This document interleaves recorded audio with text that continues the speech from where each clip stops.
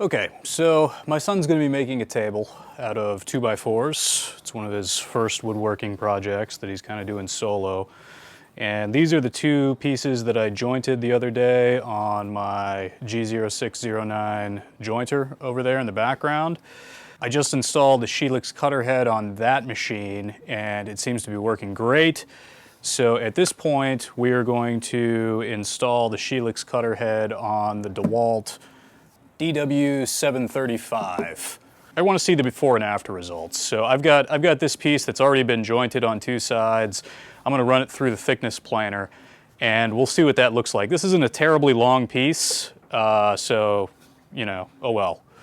But then I've got this other piece that's pretty much identical, right? And we'll run this one through after the Shelix head has been installed, and then we can compare the surface finish and noise levels and things like that. What I'm most interested in is whether or not the DW735 has snipe at the end with the Shelix cutter head. I'm really hoping that it won't.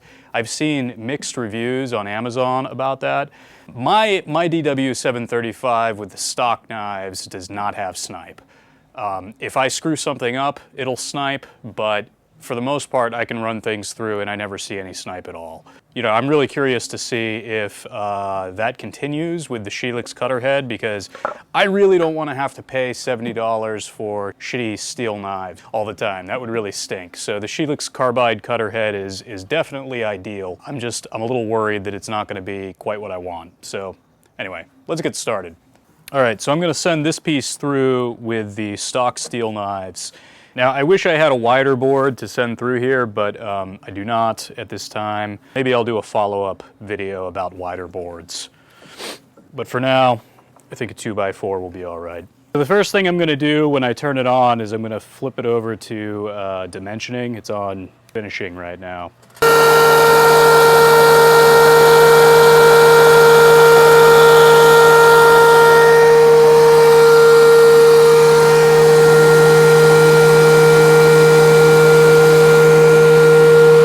That was a finishing pass. Switch it over to dimensioning.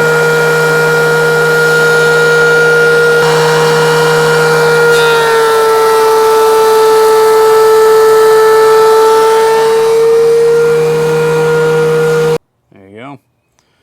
So this is the surface that has been finished by the Dewalt. I don't know if you can see it or not, but right up here I see some knife lines. You know, these blades, pretty much instantly after I switched them out, I think I was working hardwood on them. I want to say maple. Not even something particularly hard, just maple. Pretty much instantly after I changed them out, I started getting knife lines in the workpiece. And I think they actually came from a knot. I think a knot chipped them, which is kind of, I don't know. I think that's kind of ridiculous. So I don't see any snipe, by the way. There's no snipe there. I see some little chips taken out here and there. Right up here, there are some chips. I think that's just a grain issue, going against the grain or whatever. So we'll throw on the Shelix cutter head and we'll see how it does in comparison. Now for the part that we've all been waiting for, the sound and cut quality test. Now, I hear what you're saying, the camera's in a different place from last time, but that's not a problem because I wear a lavalier microphone. It's a wireless microphone, so the sound doesn't come from the camera. It comes from wherever I'm standing, and I'm going to be standing exactly the same place. So it should be a pretty good measurement test. Let's get started. Moment of truth. Yeah, that is significantly quieter. That's nice. All right, let's see how the cut quality is.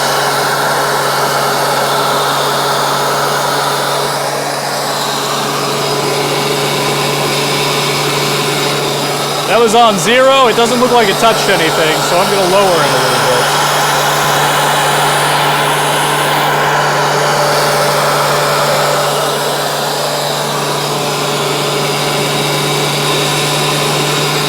That was a 32nd of an inch.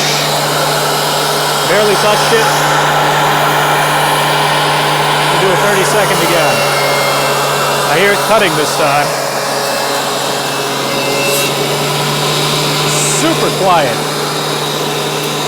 There we go.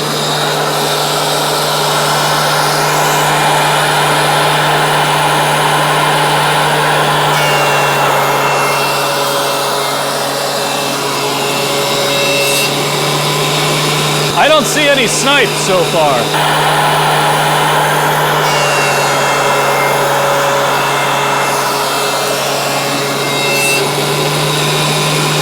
It seems like my depth gauge is not working for some reason.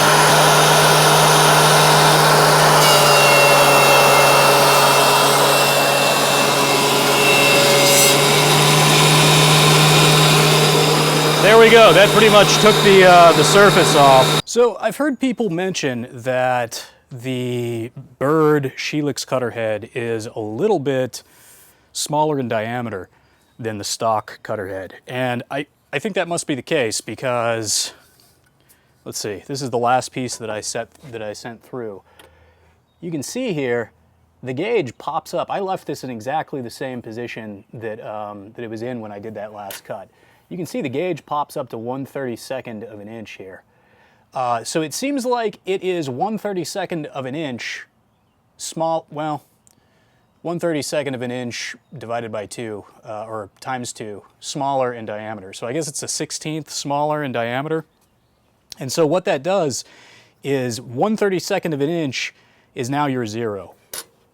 So if I want to take 1/32 of an inch off, I've got to set the gauge up to like 1/16 of an inch.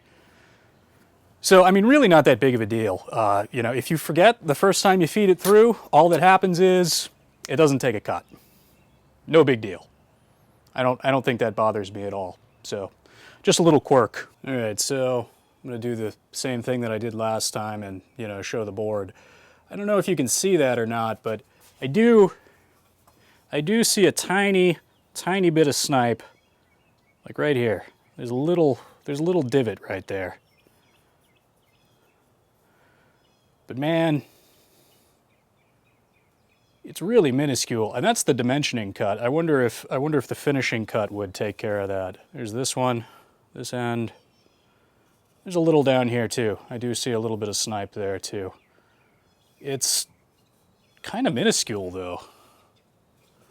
Let's run another one through, see what happens. All right, so this is the second board that I ran through. And you can kind of see right up here, there's a line going across, and you know, that's snipe, I think.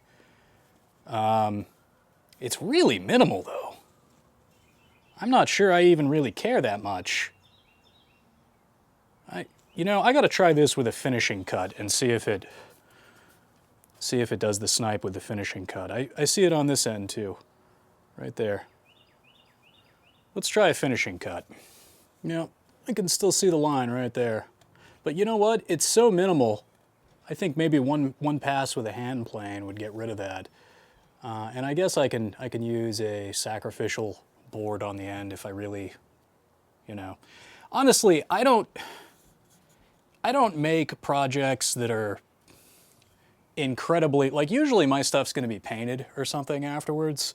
So, I mean, it's important for me to like have straight faces, but I don't normally do unfinished work that would be visible. So I guess that's a plus, you know, and if I do something, if I do something where that's going to be visible on the end, I can just use a sacrificial workpiece, like if I'm doing a cutting board or something, you know, no big deal, I guess. So, I don't know, I like it.